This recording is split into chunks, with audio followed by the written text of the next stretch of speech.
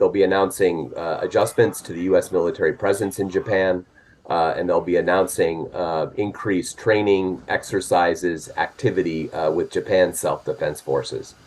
So this is significant because it follows so closely on the release of Japan's own strategy in December, and really reflects almost an integration of U.S. and Japanese policy and strategy in the region that we haven't seen before.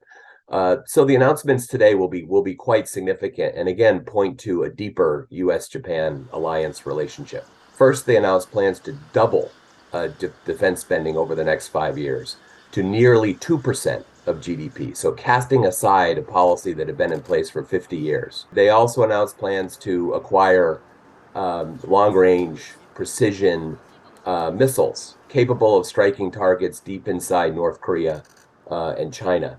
And to do so with American support. There are plans afoot to provide Tomahawk cruise missiles to Japan. This is path-breaking. And I think from a U.S. perspective, creates the great potential for Japan to be a contributor to deterrence, to help maintain stability in what has become a quite challenging region in recent years. North Korea's missile and nuclear weapons programs. There was a missile launch over Japan from North Korea just last year. China's military modernization, really a dramatic expansion in Chinese military power.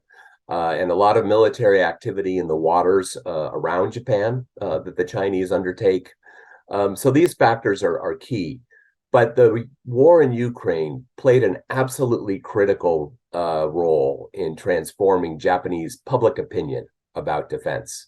The recognition, the understanding that major war remains possible, as terrible as that is, that it remains possible in the 21st century, I think was quite shocking for the Japanese public. And if you look at public opinion polls in Japan, there is a dramatic shift in favor of increased spending, increased investments in defense after the war began. So definitely the combination of factors and the war in Ukraine being a very important catalyst.